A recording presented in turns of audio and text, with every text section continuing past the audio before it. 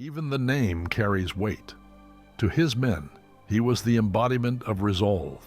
To his enemies, he was a ghost on the battlefield, appearing where least expected, striking with speed and fury, then vanishing before anyone could grasp his plan. One Confederate officer remembered, "He seemed to move like the wind, always unseen, always ahead of us." At the first Battle of Bull Run, when Union troops seemed on the verge of breaking through, another Southern general pointed to Jackson's brigade and shouted, "There is Jackson standing like a stone wall. Rally behind the Virginians." In that instant, the legend was born. From then on, he was not just Thomas Jonathan Jackson, he was Stonewall. His military genius became the stuff of textbooks. Robert E. Lee himself called him "my right arm." His campaigns in the Shenandoah Valley remain among the most studied maneuvers in military history. He was disciplined, devout, and utterly fearless. In war, he seemed immovable, eternal, a wall of stone. But here lies the contradiction. For all his discipline, for all his battlefield brilliance, Stonewall Jackson's personal life was short, tender, and heartbreakingly fragile. He commanded tens of thousands of soldiers, yet he barely lived long enough to cradle his own daughter. He shaped the destiny of battles that changed America, yet his family line nearly vanished within just a few generations. This is the other story of Stonewall Jackson, not the general, but the husband, the father, the man whose legacy was not only written in the smoke of battle, but in the fragile lives of the children and grandchildren who carried his name. So today we ask, what became of Stonewall Jackson's kids? Did his bloodline endure, or did it fade into history, just like the cause he fought for? Thomas Jonathan Jackson was born on a cold winter day, January 21st, 1824, in the small frontier town of Clarksburg, Virginia. The Jackson family wasn't poor, but they weren't particularly wealthy either. His father, Jonathan Jackson, was a young lawyer, bright, ambitious, but burdened with debts. His mother, Julia Neal Jackson, was remembered as a gentle woman with a strong will, devoted to her children. The Jacksons already had two older children, Warren and Elizabeth, when Thomas arrived.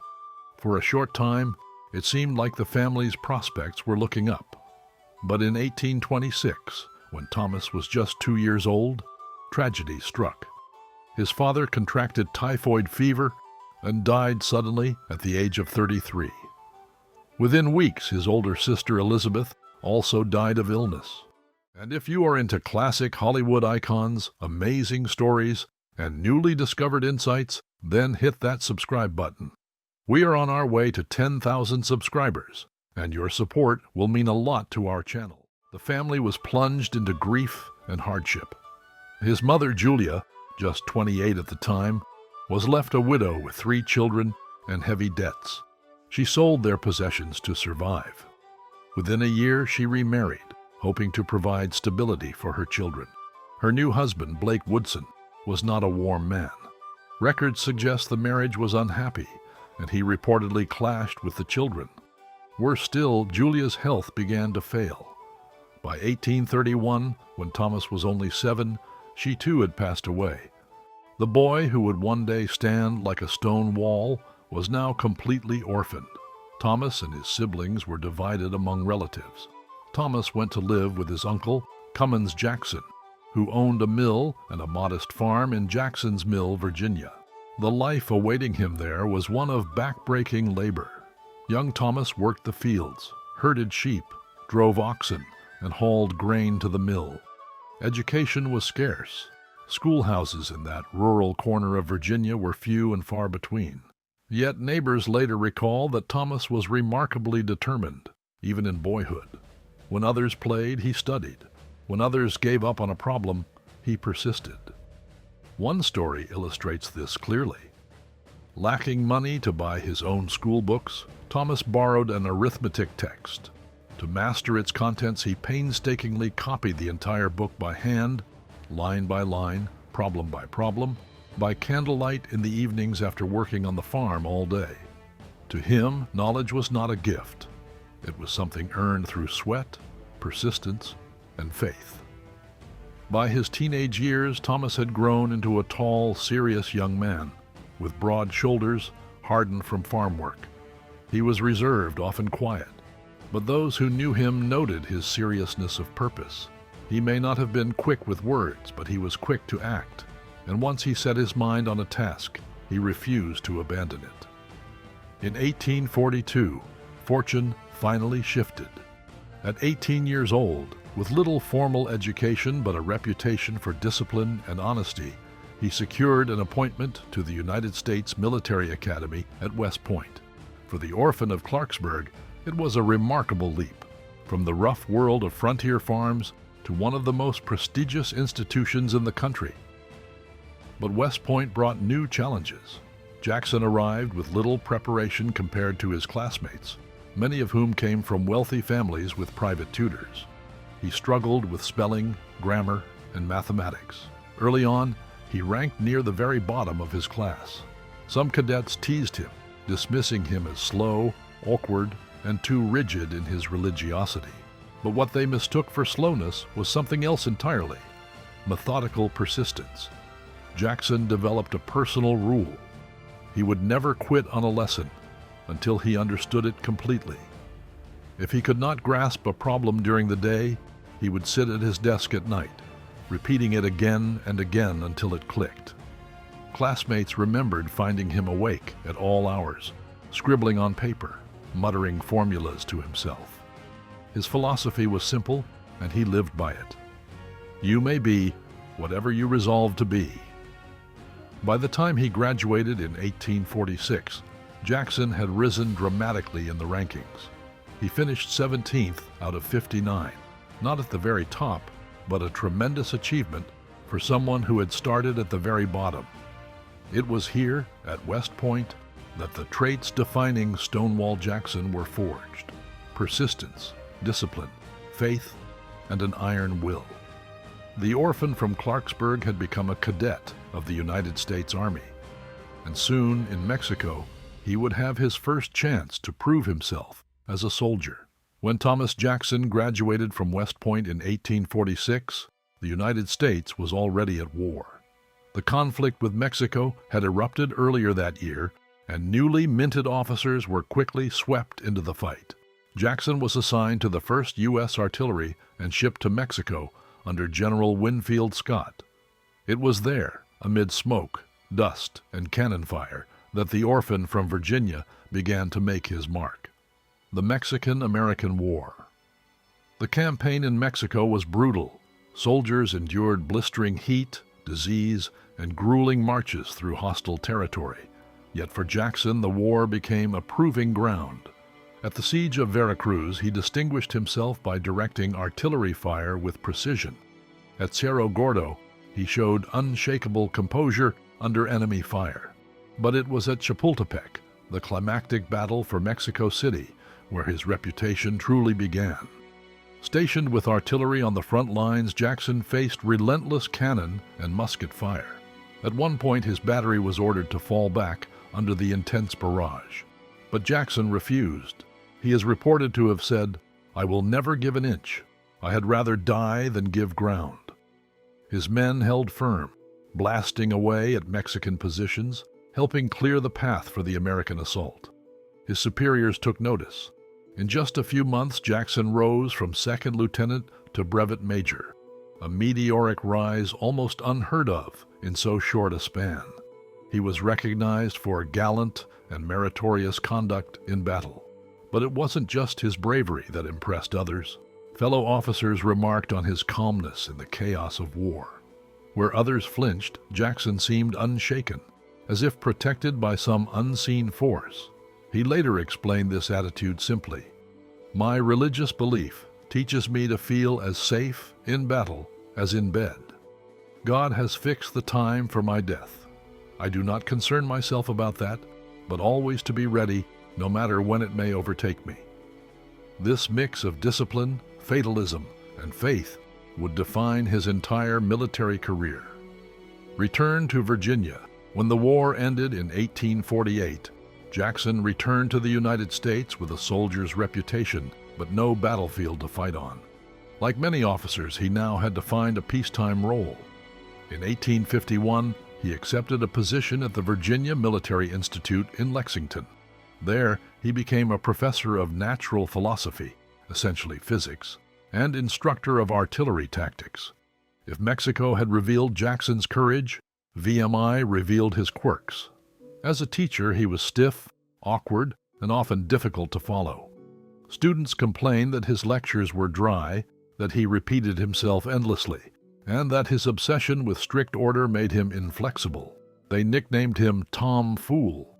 Yet beneath the surface, there was more to him. Jackson was meticulous in his preparation, utterly honest, and deeply devout. He believed education was a moral duty, not just an academic exercise. He prayed daily, taught Sunday school classes, and gave much of his time to church. Some cadets resented his severity, but others quietly respected him. Outside the classroom, Jackson's life was modest and solitary. He walked the streets of Lexington in a stiff, military manner, rarely socializing. He seemed out of step with the town's rhythm.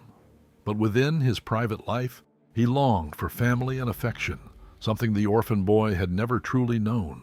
That longing would lead him into marriage and tragedy. Despite his rigid demeanor in the classroom at VMI, Thomas Jackson longed for something deeper: companionship, family, and the kind of stability that had been stripped from him in childhood. In 1853, Jackson married Eleanor Ellie Junkin, the daughter of Dr. George Junkin, president of Washington College, known today as Washington and Lee University. Ellie was gentle, well-educated, and devout, traits that aligned with Jackson's own. For a brief moment, happiness seemed to have entered his life. The couple moved into a modest home in Lexington. Jackson's letters from this period show a softer, more affectionate side than most would ever know. He referred to Ellie tenderly, describing her as his dearest earthly companion. But less than a year later, tragedy struck. In childbirth, both Ellie and their baby died. Jackson was devastated. He later wrote in grief, "My affliction is more than I can bear. My dear wife and child are no more. My heart is buried with them in the grave." The man who had endured orphanhood and war now faced a new kind of heartbreak. For years he carried that wound, living quietly and throwing himself into his teaching and faith. Second marriage, marry Anna Morrison. But time and providence, as Jackson would have put it, brought him another chance. In 1857, he remarried. His new wife was Mary Anna Morrison, the daughter of Reverend Robert Hall Morrison, a respected Presbyterian minister from North Carolina. Mary Anna was gentle, patient, and affectionate, qualities that balanced Jackson's stern exterior. Their marriage was deeply loving. Unlike the stiff professor his cadets knew, within the walls of his home, Jackson was warm, playful, and openly tender. In his letters to Mary Anna, he dropped the formality the world expected of him. "My darling," he once wrote, "you are so dear to me. When I think of you, my heart overflows with love." The couple settled in Lexington, living a quiet life of teaching, church-going, and domestic bliss. Jackson taught Sunday school classes for enslaved people, believing deeply in his duty to spread the gospel. He was meticulous in his habits, famously eating the same simple meals and keeping to a strict daily routine. Yet Mary Anna softened him, and together they built a warm household. The coming of war. This domestic peace could not last. By 1861, the nation was tearing itself apart. When Virginia seceded, Jackson offered his services to the Confederate cause. Appointed a colonel, he quickly rose through the ranks after his brigade's steadfast performance at the First Battle of Bull Run, where he earned the nickname that would follow him forever: Stonewall. As the war raged, Jackson became one of Robert E. Lee's most trusted generals. His campaigns in the Shenandoah Valley and beyond cemented his reputation as a brilliant tactician. Soldiers revered him for his strict discipline and his apparent fearlessness in battle. But even in the midst of war, his heart remained tethered to home. The birth of Julia Laura Jackson. In November 1862, amid the conflict, joy entered Jackson's life once more. Mary Anna gave birth to their daughter, Julia Laura Jackson, in Lexington. Though often away on campaign, Jackson was overcome with happiness. In a letter, he called her "my dear little darling, my precious baby. I love her so much. My heart is filled with gratitude to God for her." For a man who had known so much loss, the birth of Julia seemed like a miracle, a symbol of hope in dark times. Jackson cherished the few brief moments he had with her. Witnesses remembered the stern general softening instantly when he held his infant daughter. But fate, once again, would intervene. Chancellorsville. Tragedy returns. In May 1863, during the Battle of Chancellorsville, Jackson's men had just won a stunning victory. But in the dark confusion of night, returning from a reconnaissance mission, he was mistakenly shot by his own troops. 3 bullets struck him in the arm and hand. Doctors amputated his left arm, and for a time it seemed he might recover. Robert E. Lee, upon hearing the news, wrote, "He has lost his left arm, but I have lost my right." But pneumonia soon set in. For days, Jackson drifted between consciousness and fever. His wife, Mary Anna, rushed to his side, bringing little Julia to see her father for what would be the only time. On May 10, 1863, at the age of 39, Thomas Stonewall Jackson died. His final words were serene, almost dreamlike. "Let us cross over the river and rest under the shade of the trees." He left behind a grieving widow and a daughter only 6 months old. The mighty Stonewall, who had seemed immovable in battle, was gone, and his only child would grow up never knowing him. When Thomas Stonewall Jackson died in May of 1863, his only surviving child, Julia Laura Jackson, was just 6 months old. Too young to form a memory of her father, she would grow up surrounded not by his presence, but by his absence, and by the powerful legend that others built around him. The widow of the Confederacy. Her mother, Mary Anna Morrison Jackson, was only 29 when she was widowed. She had adored her husband, and she never remarried. Instead, she dedicated the next 52 years of her life to preserving his memory. Mary Anna became known across the South as the widow of the Confederacy. She attended reunions of Confederate veterans, gave speeches, and corresponded with historians who were already shaping the mythology of the war. In her writings, she described her husband in almost saintly terms. As a husband and father, she wrote, "No words can adequately describe his gentleness, his affectionate nature, his thoughtfulness for my comfort." For little Julia, this meant her father was never simply a memory. He was a legend, a figure kept alive through stories, books, and the reverence of strangers. Imagine growing up with people constantly reminding you that your absent father was one of the greatest generals of his time. Childhood in Lexington. Julia's early years were spent in Lexington, Virginia, the same town where her father had taught at VMI. Mary Anna lived a quiet, dignified life, raising her daughter while tending to her late husband's reputation. Julia was described as gentle, soft-spoken, and deeply religious, much like her mother. Friends noted her modesty and her natural kindness. She grew up in an environment shaped by the Southern Presbyterian faith, sermons, prayers, and a strong emphasis on duty and morality. But life was not without hardship. The post-war South was marked by poverty, loss, and social upheaval. Though the Jackson family was respected, they were not wealthy. Julia grew up with the shadow of her father's fame, but without the material privileges that might have come with it. The weight of a name.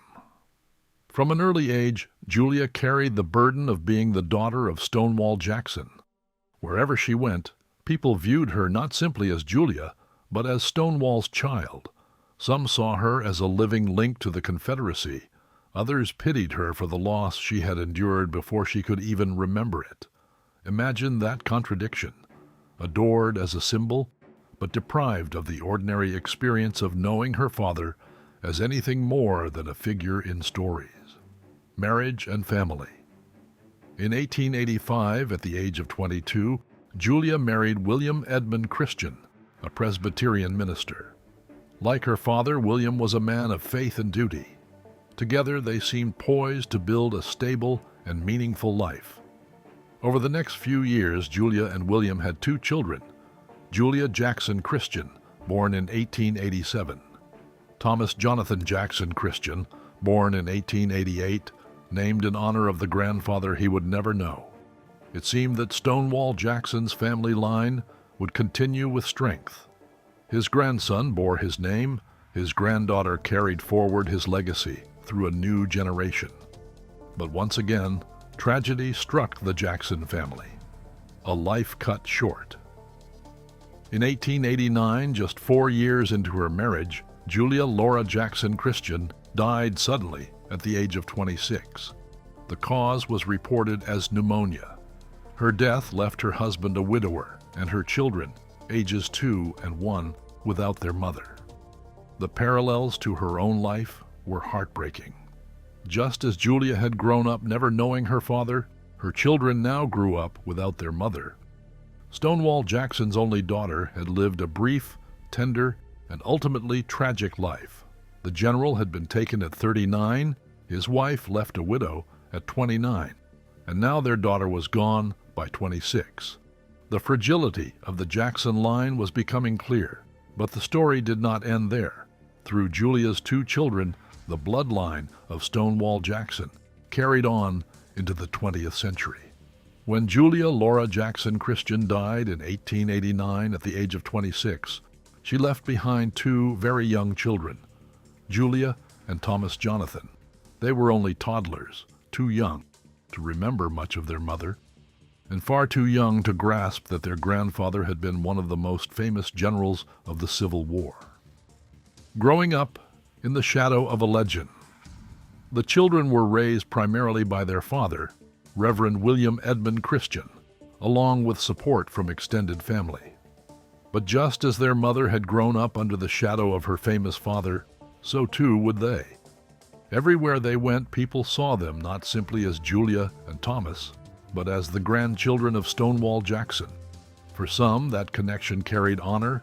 For others, it carried the burden of a lost cause. Either way, the Jackson name was always with them. Granddaughter, Julia Jackson Christian, 1887-1961. The elder of the 2 siblings, Julia Jackson Christian, was born in 1887.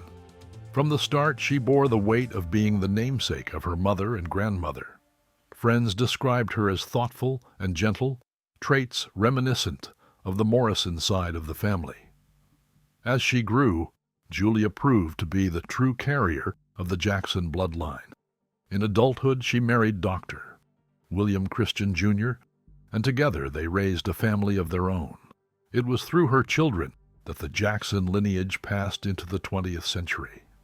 Julia lived a long life, dying in 1961 at the age of 74, far longer than her mother or grandfather had lived. In her, the fragility of the Jackson line finally found some measure of stability. Grandson, Thomas Jonathan Jackson Christian, 1888 to 1916. Her younger brother, born in 1888, carried the most direct link to Stonewall, not just through blood, but through name. He was christened Thomas Jonathan Jackson Christian, after the grandfather he never knew. Family members hoped he might carry forward both the name and legacy of the famous general. But tragedy once again touched the family. In 1916, at just 27 years old, Thomas Jonathan Jackson Christian died. The circumstances of his death are not as well recorded as those of his grandfather, but his passing marked another short life in a family line defined by early loss. With him, the male line of Jackson's own daughter ended before it could truly begin. The burden of expectation. For these two siblings, being the grandchildren of Stonewall Jackson meant living under constant expectation. In the South especially, reverence for the Confederate general remained strong well into the 20th century.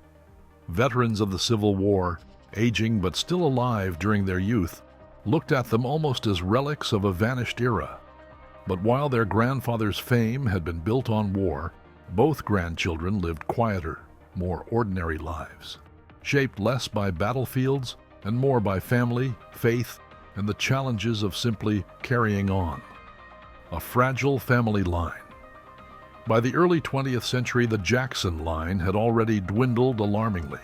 Stonewall had died at 39, his only daughter had died at 26, his grandson died at 27.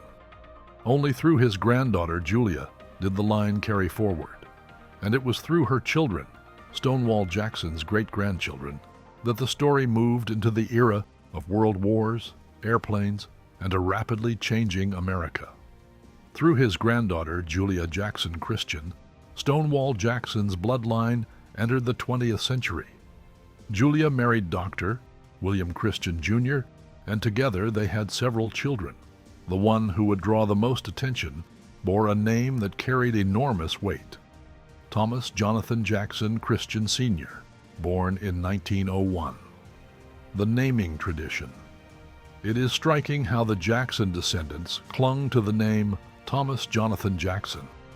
Even decades after the general's death, the family repeated it like an heirloom, a way of ensuring the old Confederate hero's memory lived on in each generation. When Thomas Jonathan Jackson Christian Sr. had a son in 1915, he passed the name on once more.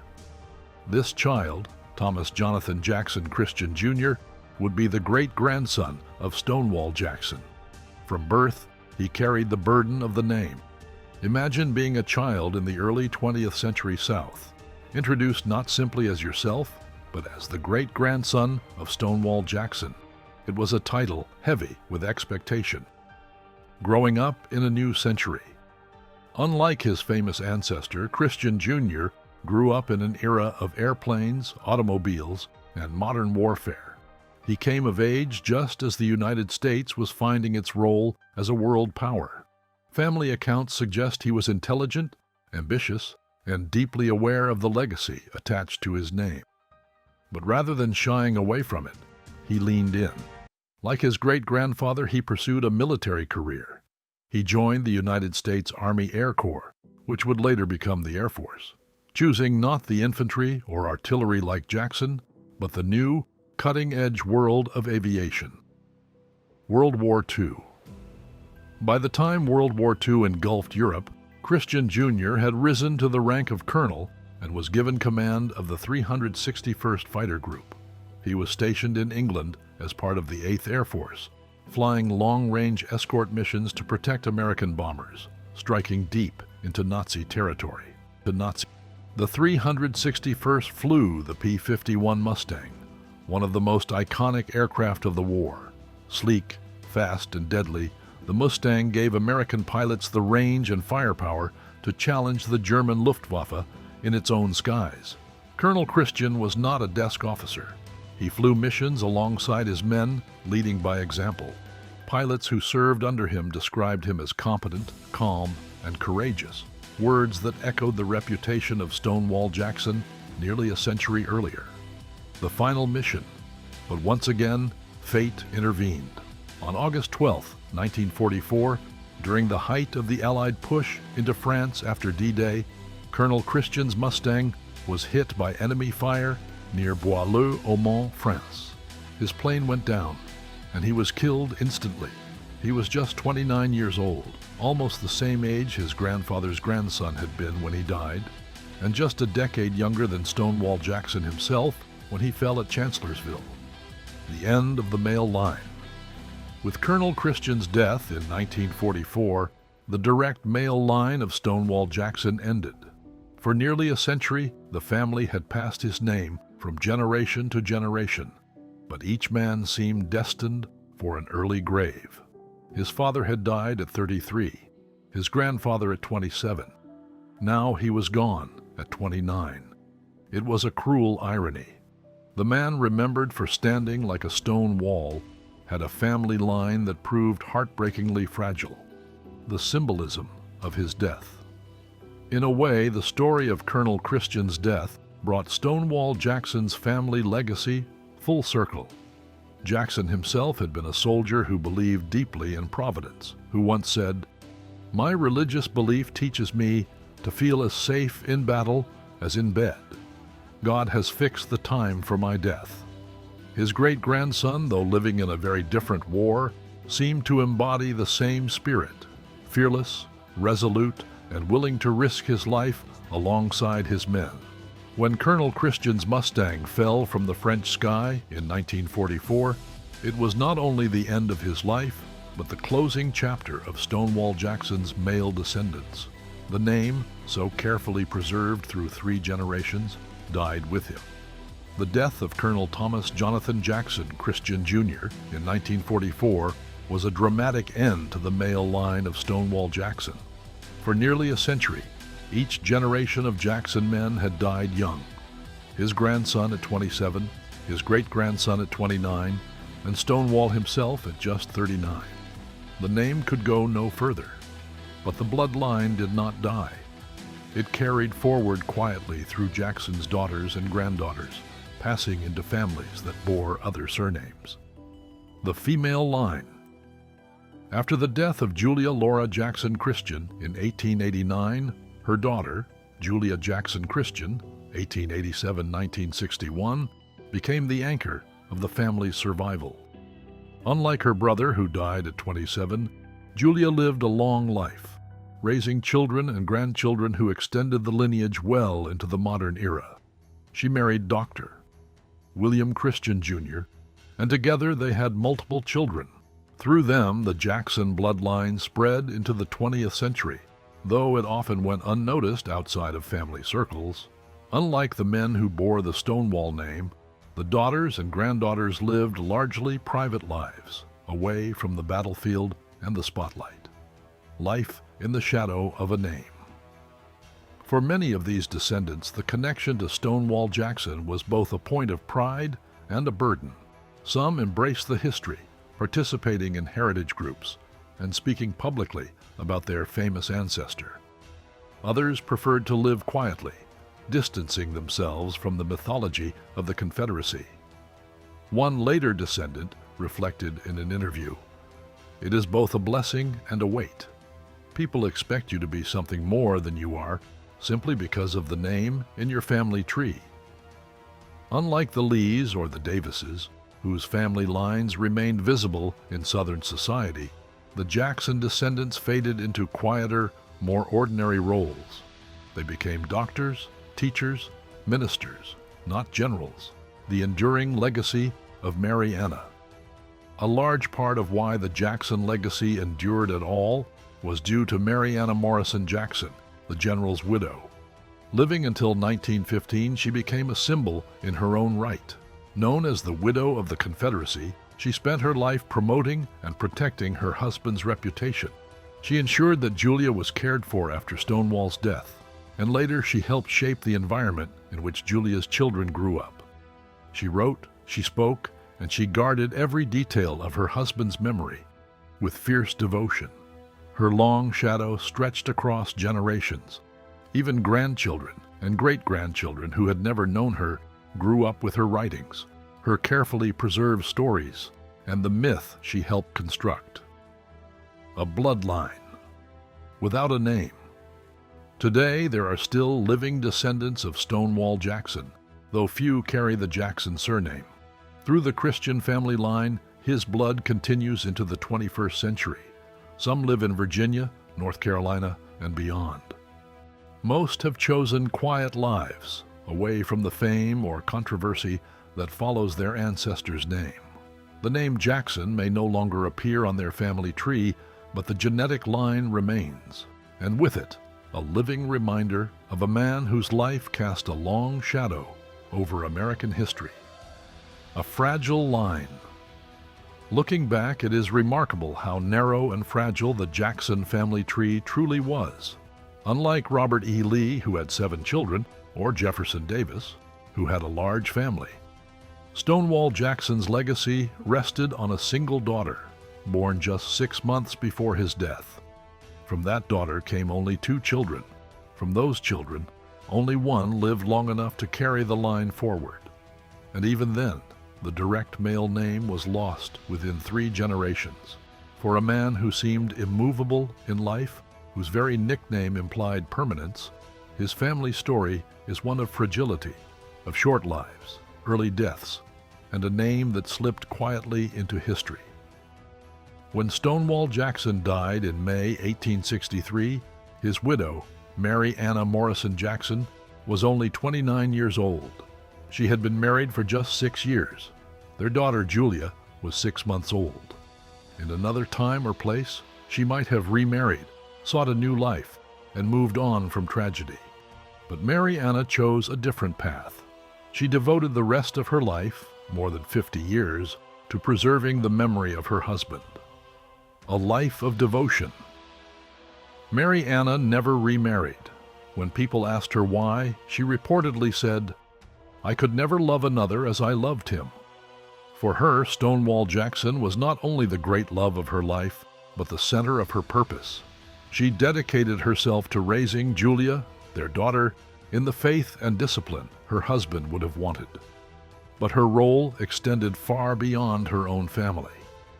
Across the South, she became a living symbol of the lost cause, the widow of the Confederacy. Mary Anna was often referred to as the widow of the Confederacy, a title that carried enormous symbolic weight. She attended Confederate veterans reunions, where men who had fought under her husband flocked to her like children to a mother. To them, she was the last link to their fallen commander. At these gatherings, Mary Anna was treated almost as royalty. Old soldiers would line up to shake her hand or simply to tell her how much her husband had meant to them. Some wept openly in her presence, recalling the days when Jackson had led them into battle. She did not seek wealth or fame, but she embraced her role as a custodian of her husband's legend. Through her presence, speeches, and writings, she shaped how generations of Southerners remembered Stonewall Jackson. Her writings. Mary Anna also put her memories into words. In her memoirs, she described her husband not as the stern general history remembered, but as the tender family man she had known. As a husband and father, she wrote, "No words can adequately describe his gentleness, his affectionate nature, his thoughtfulness for my comfort." These writings humanized Jackson for the public, showing him as more than a battlefield figure. For his descendants, they provided a glimpse into the private man they would never know. Life. After the war, Mary. Anna lived in modest circumstances for most of her life. The Confederacy was gone, and with it the wealth and status many Southerners had once enjoyed. She resided in Charlotte, North Carolina, surrounded by family and friends, carrying herself with quiet dignity. She was fiercely protective of her husband's reputation. When critics of Jackson or the Confederacy emerged, she was quick to defend him, insisting that he had been motivated by faith and duty rather than politics. For Julia, and later for Julia's children, growing up in Mary Anna's orbit meant living under the constant presence of Stonewall's memory. Even after Jackson himself was gone, his widow ensured that his legend remained alive, in their household, in their community, and across the South. The end of her journey. Mary Anna Morrison Jackson lived until 1915. By the time she passed away, she had outlived her husband by more than half a century. She had seen the South lose the Civil War, endure Reconstruction, and then mythologize its fallen leaders. At her funeral, Confederate veterans and dignitaries gathered to pay their respects. Newspapers across the South mourned her as the last living link to the great general. For many, her death marked the closing of an era. Her impact on the Jackson legacy. Without Mary Anna, it is possible that Stonewall Jackson's memory would have faded more quickly into the background of Civil War history. Instead, she kept it alive, not only in books and speeches, but in the very way she raised her daughter and grandchildren. Through her, Jackson's descendants inherited not only his blood, but his legend, Thomas Jonathan Stonewall. Jackson stands as one of the most studied figures in American military history. His campaigns in the Shenandoah Valley, his discipline at Bull Run, his daring at Chancellorsville, all of these cemented his reputation as Robert E. Lee's right arm. He seemed unshakable, immovable, a figure destined for the pages of history. But the story of his family is very different. A family line, marked by lost Jackson himself, died at just 39 years old, cut down not by his enemies but by friendly fire and illness. His only surviving child, Julia Laura Jackson, lived just 26 years. His grandson, Thomas Jonathan Jackson Christian, died at 27. His great-grandson, Colonel Thomas Jonathan Jackson Christian Jr., perished in World War II at 29. Again and again, the Jackson family line was marked by short lives and early deaths. It is almost as if the destiny that gave Stonewall such intensity and brilliance also carried with it a shadow, one of fragility and brevity, the burden of a name. For the descendants who did survive, the Jackson name was both a blessing and a weight. To be a child, grandchild, or great-grandchild of Stonewall, Jackson meant being tied to a figure larger than life. It meant being treated as a symbol of something far bigger than yourself. And yet most of them lived quiet, ordinary lives as doctors, teachers, ministers, parents. They were not generals, not national figures. Their legacy was not written in battles, but in families and communities. Perhaps that is the greatest irony. The general whose life seemed to shape nations left behind a family that sought, above all, simple normalcy. The role of Mary Anna. Of course, we cannot forget the role of Mary Anna Morrison Jackson, who preserved her husband's image across more than 5 decades of widowhood. Without her tireless devotion, much of Jackson's legend might have softened or even been forgotten. It was she who ensured that his story was passed down, not only to his daughter and grandchildren, but to generations of Southerners who revered him. She made sure that when people thought of Stonewall Jackson, they thought not only of the stern general, but also of the gentle husband and father she knew. Her long shadow ensured that Jackson's descendants grew up not simply with his blood, but with his legend firmly etched into their lives. A fragile but enduring line. Today, Stonewall Jackson's direct male line is gone. With the death of Colonel Christian in 1944, there were no more sons to bear the name forward, but his female line endures. Through the Christian family and their descendants, Jackson's blood still flows into the 21st century. Most of those descendants live far from the public eye. They are ordinary people, teachers, professionals, parents, living ordinary lives. And perhaps that is fitting. Stonewall Jackson's military legacy is immortal. His name is etched in history, debated in classrooms, immortalized in monuments, and written into the very fabric of Civil War memory. But his family's story reminds us of something else. Even the greatest of men leave behind fragile, very human legacies. And so we come back to the contradiction we began with. Stonewall Jackson, the stone wall of the Confederacy, the man who seemed indestructible, left behind a family line that proved heartbreakingly delicate. In war, he was unyielding. In life, his family was fleeting.